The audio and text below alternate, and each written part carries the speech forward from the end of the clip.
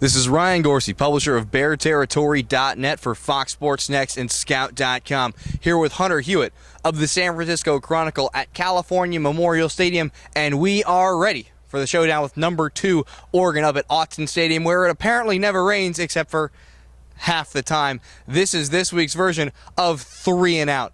To start off, Hunter, let's what do we got on first down? First thing for me to watch has to be Cal's run game. Everyone's talking about the theme this week of speed. Oregon has a lot of speed. D'Anthony Thomas is one of the fastest players in the country, but Cal has some speedsters themselves. Brendan Bigelow, Daniel Lasco, Khalfani Muhammad. You know, Muhammad actually ran a faster 100 and 200 meter time than D'Anthony Thomas did in high school. So that's one thing we'll have to look at, is how Cal's run game can do. If they want to hang with the Ducks, they're going to have to run the ball a lot better than they have the last couple weeks. They've been struggling. They've been struggling to get over, say, 150 rushing yards or so. So Muhammad and Bigelow, one of those two, need to break a big run, and they need to have a breakout game if they want to hang with the Ducks. The second thing, for me at least, is going to be the wide receivers against the secondary. Oregon has one of the most experienced, one of the most veteran, one of the most cagey, and one of the most talented secondaries in the country. Rob Likens said earlier this week, the outside receivers coach for Cal, that it's probably the best secondary he's seen in at least 5 years, and it harkens back to Miami's days of having great secondary dominance. And when you look at the numbers for the Oregon secondary, last year they had 40 takeaways, 25 picks, 15 fumble recoveries, and 32 of those were made by current players. So Jared Goff's accuracy and the receivers' route running discipline is going to be pretty big. Hunter, what do you got for your second thing? You're watching Oregon secondary, but I'm watching Cal secondary. Just like the run game, they've been struggling the first 3 weeks of the season.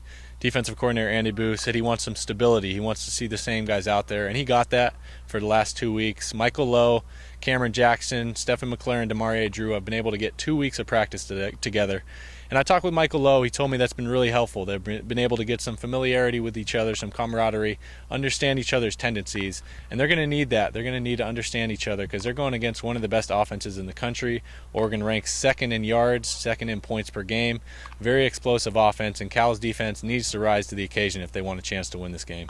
Now, in your first point, you talked a lot about Khalfani Muhammad and the running game. Well, Khalfani Muhammad is going to be even more important in the special teams game, particularly because Oregon, like you said, D'Anthony Thomas, he's fast, and they use him in a lot of different ways. Khalfani Muhammad, of course, is only part of the special teams equation. Punter Cole Leininger has Cal second in the Pac-12 with a 42.5-yard net average for his punts, and the Bears are also first in the conference in kickoff coverage with a 44.7-yard net average. So the battle of special teams is going to be really one to watch, particularly if the Bears can flip the field, and Cole Leininger has shown that he certainly can do that. Hunter, what do you got next? I'm flipping the script. I'm going back to Oregon. I really want to see what Marcus Mariota is going to do to this Cal defense.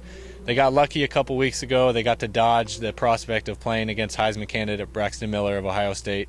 He sat out with a knee injury, but they're not going to be so lucky this weekend. When the Ducks take the field, Mariota will be there under center. And this guy is one of the best players in the country. He's a favorite for the Heisman Trophy right now.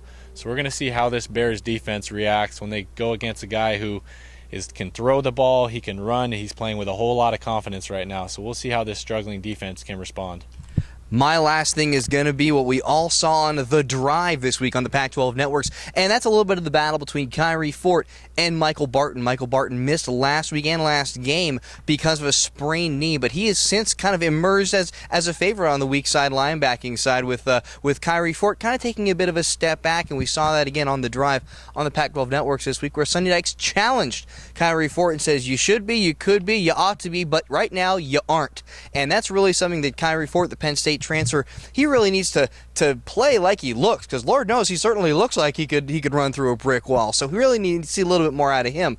But in the meantime, Michael Barton, before he went down with an injury, led the team in tackles, and I believe he's still in the top 5 after missing a game. So we'll see what he's able to do, particularly if outside contain gets broken. Michael Barton's day might be a long one. He might be having to make a lot of tackles. All right, that's about it for the two of us here at California Memorial Stadium. For Hunter Hewitt of the San Francisco Chronicle, this is Ryan Gorsey, publisher of BearTerritory.net for Fox Sports Next and Scout.com. Thanks for playing along. We'll see you in Eugene.